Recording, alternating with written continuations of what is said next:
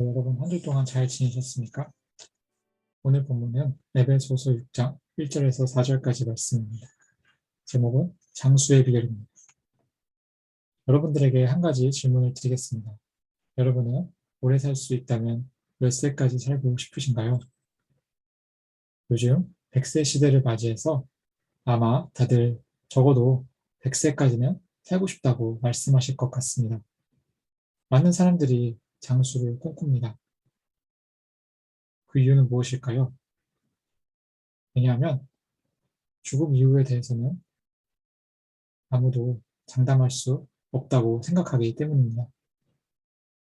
사람들은 이 땅을 살면서 어떻게 하면 최대한 길고 행복하게 삶을 살아갈 수 있을지 고민합니다. 그래서 건강을 상당히 신경을 쓰는데요. 건강한 음식을 먹고 또 꾸준히 운동하며 최대한 스트레스를 받지 않음으로 인해서 오래 사는 비결을 채택하는 것을 볼 수 있습니다.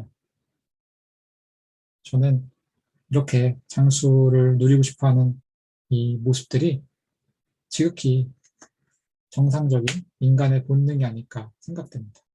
한편 오늘 제가 여러분들에게 들려드릴 성경 역시 놀랍게도 장수하는 법에 대해서 말씀합니다. 다만 평소에 저희가 알고 있던 방법과는 다르다는 것인데요. 과연 성경은 어떠한 전제를 가지고 장수를 말씀하는지 궁금하지 않으신가요? 함께 말씀을 통해서 살펴보겠습니다. 네, 오늘 저희가 살펴볼 에베소서는 바울 사도가 쓴 책입니다. 바울이 로마라는 지역의 한 집에서 감금된 상태로 이전에 자신이 전도했던 에베소 사람들에게 쓴 편지입니다. 저는 오늘 그가 그들을 향해서 쓴 편지 중에서 특별히 부모와 자녀 사이의 관계에 대해서 기록한 부분을 주목하고 싶습니다. 바울은 자녀들이 해야 할 일에 대해서 이렇게 말했습니다. 자녀들아, 너희 부모를 주 안에서 순종하라. 이것이 옳으니라. 바울은 자녀들을 향해서 말하길, 자녀라면 마땅히 부모님의 뜻에 순종해야 한다고 말했습니다. 다만 한 가지 조건이 있다면 주 안에서라고 말했다는 것입니다. 여러분, 주 안에서라는 말은 무슨 뜻일까요? 주 안에서란 예수님을 믿는 믿음 안에서라고 저는 보았습니다. 왜냐하면 10절에서도 주 안에서라는 표현이 나오는데 그 말씀을 해석해 보면 결국 예수님을 믿어야만 가능하다는 사실을 확인해 주기 때문입니다. 즉, 바울은 당시 그 자녀들을 향해서 예수님을 믿는 성도라면 마땅히 부모님을 공경하고 사랑할 수 있어야 된다고 말했다는 것입니다. 그리고 그는 그렇게 하는 것이 옳다고 말했습니다. 바울은 계속해서 성도로서 부모를 공경하는 자에게 주어지는 축복에 대해서 이렇게 가르쳤습니다. 2절과 3절의 내용은 이렇습니다. 너의 아버지와 어머니를 공경하라. 이것이 약속이 있는 첫 계명이니 이로써 너가 잘되고 땅에서 장수하리라. 아멘. 저는 처음에 이 말씀이 단순히 이 땅에서 부모를 잘 모시면 육체적으로 오래 산다는 의미로 받아들였었습니다. 그런데 성경 구석구석을 살펴보면 부모를 잘 공경하지 않고도 일찍 생을 마감하지 않은 인물이 있다는 것도 보게 되면서 단순히 이것이 육체적으로만 말씀하는 내용은 아니라는 생각이 들었고 좀 더 살펴보니 이 말씀이 십계명에서 기인한다는 것을 알 수 있었습니다. 여러분, 십계명이란 무엇인가요? 십계명이란 구약시대의 선지자 중 한 사람인 모세라는 인물이 하나님께로부터 직접 받은 10가지 계명입니다. 첫 번째부터 네 번째까지 계명은 하나님께 대해서 지켜야 하는 내용이고, 다섯 번째부터 10번째 계명은 이웃 간에 지켜야 하는 내용들을 가리킵니다. 부모님을 공경하라는 계명은 다섯 번째에 해당합니다.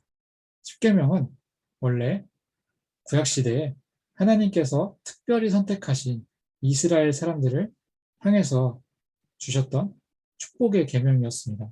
하지만 예수님께서 이 땅에 오신 뒤로는 오직 그분을 믿는 성도만이 그 축복을 누릴 수 있다고 말씀합니다. 결국 성도로서 부모를 공경하면 인생에서 잘 되고 땅에서 장수한다는 말씀은 주님 안에서 형통해지고 또 영원한 생명 대신 주님과 동행하는 것이라고 해석해 볼 수 있겠습니다.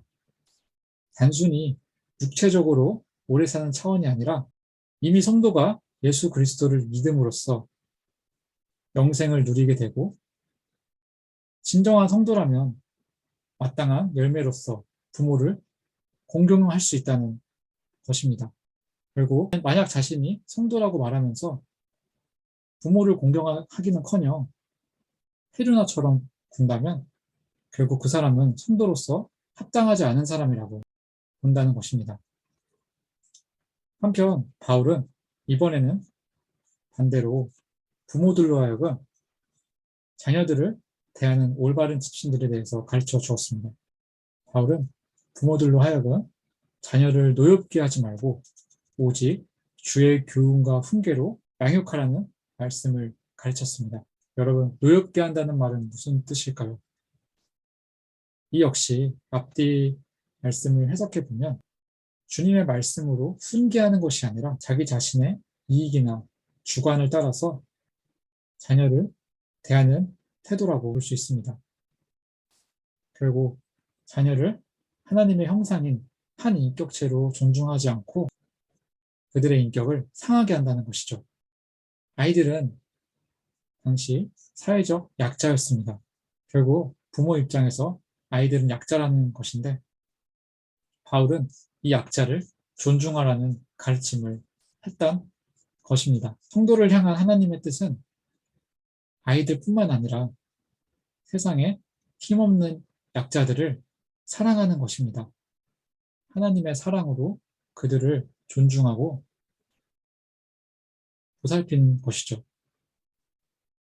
만약 성도로서 자신의 주변에 있는 약자들을 사랑하는 것이 아니라 오히려 그들을 괴롭히고 반대로 본인을 위해서 이용한다면 그 사람 역시 저는 진정한 성도라고 보기 어렵다고 생각합니다.